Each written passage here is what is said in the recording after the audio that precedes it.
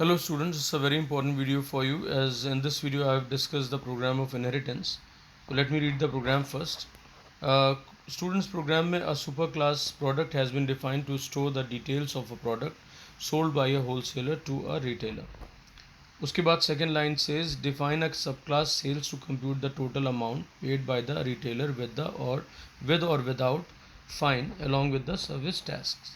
तो यहाँ पे हमें ये क्लियर हो गया कि हमारा बेस क्लास और जो सुपर क्लास जो है वो हमारा प्रोडक्ट है और सब क्लास सेल्स है स्टूडेंट्स। उसके बाद some of the members of the both the classes are given below.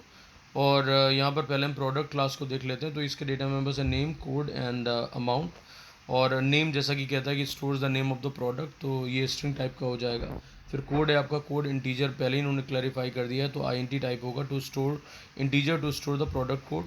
और फिर आता है third data member that is amount, और वो है stores the total sale amount of the product in decimals. तो ये डेसिमल में बेसिकली स्टूडेंट्स आ जाएगा। तो यहाँ पर ये डबल टाइप हो जाएगा। तो एक आपका name string type, code INT type, और अमाउंट जो है आपका वो डबल टाइप हो जाएगा।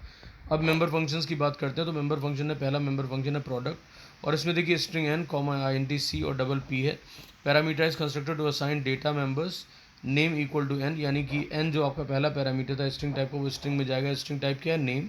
सेकंड कोड है आपका डेटा मेंबर, यहाँ पे लिखा हुआ है कोड, तो उसमें आपका सी असाइन हो जाएगा, वो आईएनटी टाइप है, दैट्स परफेक्ट। और उसके बाद अमाउंट इक्वल टू पी।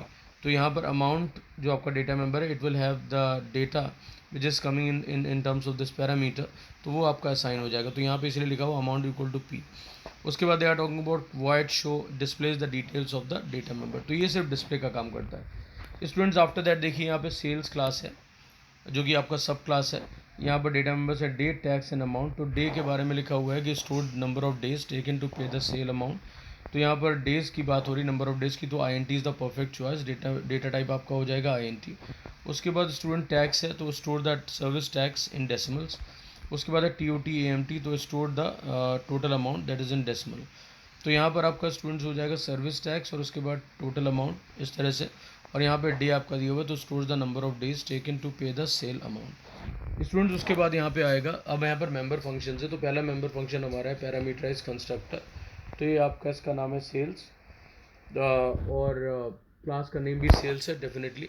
और इसमें डॉट डॉट डॉट जो लगे हैं basically that is representing that it's a parameterize constructor. यहाँ पे पैरामीटर्स आएंगे। Parameterize constructor to assign values to data members of both the classes. अब देखिए यहाँ पर क्या है कि जब बेस क्लास का जो कंस्ट्रक्टर होता है वो कभी भी सब क्लास में इनहेरिट नहीं होगा। यानी कि जो अभी आपने कंस्ट्रक्टर देखा प्रोडक्ट में, ये कभी भी इनहेरिट नहीं होगा सब क्लास में या चाइल्ड क्लास में या डेराइव क्लास में, जो कि हमारा सेल्स है। तो उसके लिए सोल्यूशन ये होता है कि आप सेल्स से आप इन्वोक करिए बेस क्लास का कंस्ट्रक्टर। तो स्टूडेंट्स यहाँ पर parameterize constructor to assign values to data members of both the classes. All right, अब वो कैसे करेंगे वो आपको अभी हम एक्सप्लेन करेंगे। उसके बाद सेकंड फंक्शन है देखिए वॉइड कंप्यूट। तो यहाँ पर आपका calculates the service tax at 12.4 of the actual sale amount. तो यहाँ पर आप सर्विस टैक्स कैलकुलेट करोगे जो भी आपकी एक्चुअल सेल अमाउंट है। स्टूडेंट उसके बाद यहाँ पर calculate the fine at 2.5 of the actual sale amount only if the amount paid by the retailer to the wholesaler exceeds 30 days. अगर आपका जो है यहाँ पर 30 डेज से ज़्यादा हो जाते हैं पेमेंट में, तो यहाँ पर उसको फ़ाइन पे करना है 2.5% of the actual sale amount. उसके बाद स्टूडेंट्स यहाँ पे लिखा है वॉइड शो, तो displays the data members of the super class and the total amount. All right, तो यहाँ पर डेटा मेंबर जो सुपर क्लास के डेटा मेंबर्स हैं और टोटल अमाउंट को डिस्प्ले करना है।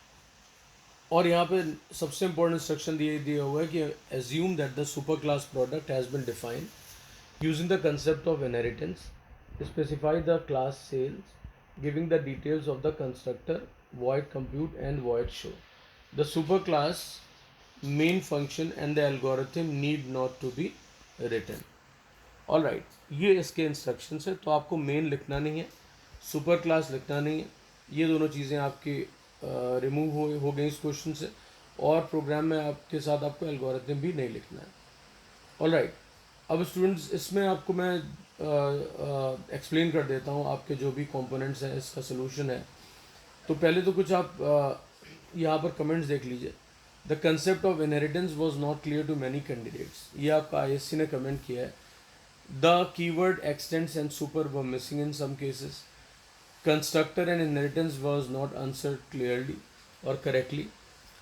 Accessing the members of the superclass by the derived class was not clear to number of candidates.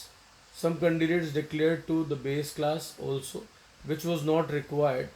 Data members were not declared properly by some candidates. The function compute in the derived class was not answered properly.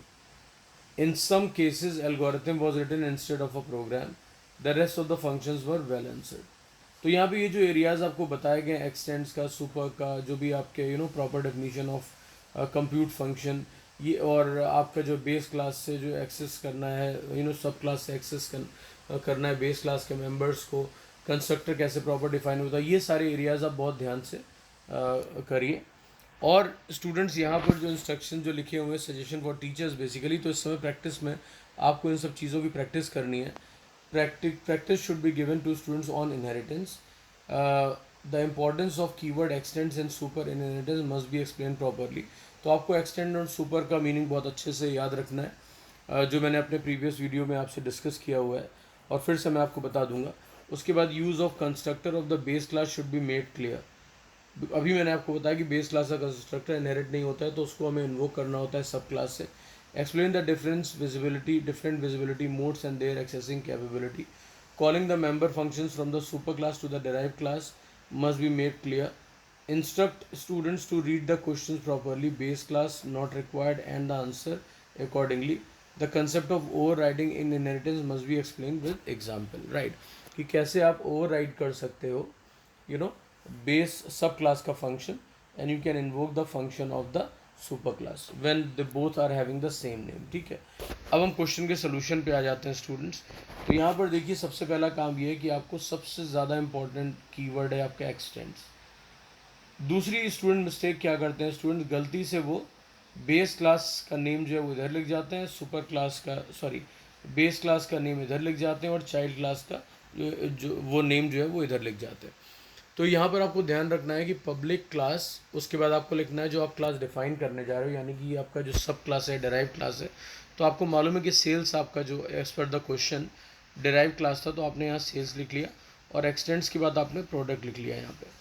अब students क्या हुआ कि product आपका जो है वो inherit हो रहा है इनटू दिस क्लास सेल्स, और यहाँ पर आप डेटा मेंबर लिखोगे सिर्फ और सिर्फ सब या डेराइव क्लास के, जो कि हमारा सेल्स है. तो उसमें पहला डेटा मेंबर है डे, सेकेंड है टैक्स और थर्ड है टोटल अमाउंट या TOT AMT.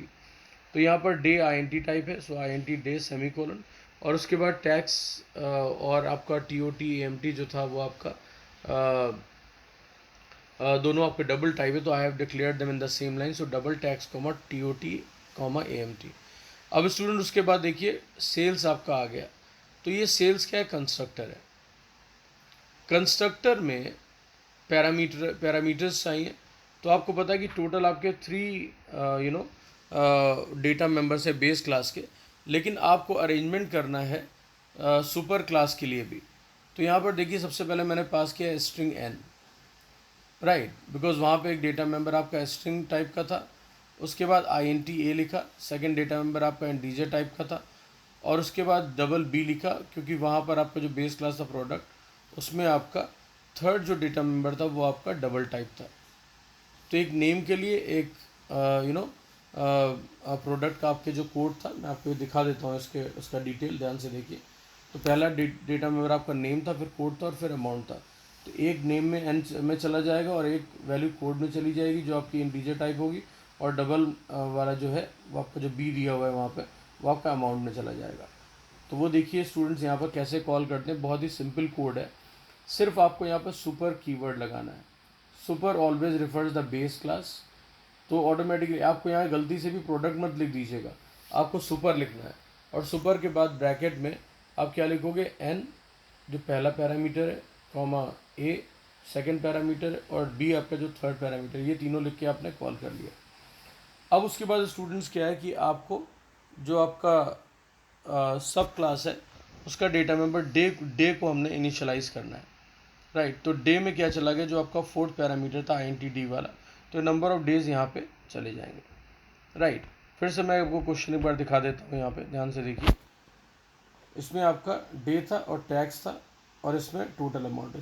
तो सर्विस टैक्स आपको कैलकुलेट करना है और फिर टोटल अमाउंट कैलकुलेट करना है। तो यहाँ पर सिर्फ कंस्ट्रक्टर के थ्रू हमको डे में वैल्यू पास करनी है कि कितने अमाउंट पे करने में कितने दिन लगे, राइट। ये आपको स्टोर करना है। दैट्स वाई यहाँ पर आपको इन्वॉल्व किया गया है सिर्फ और सिर्फ डे को, which is the data member of the sub class.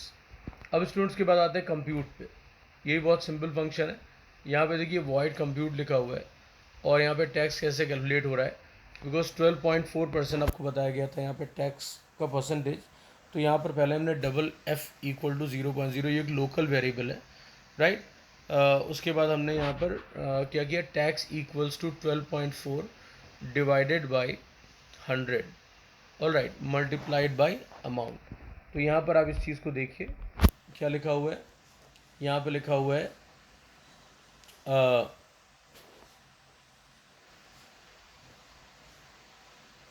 Compute function में calculate the service tax at 12.4% of the actual sale amount.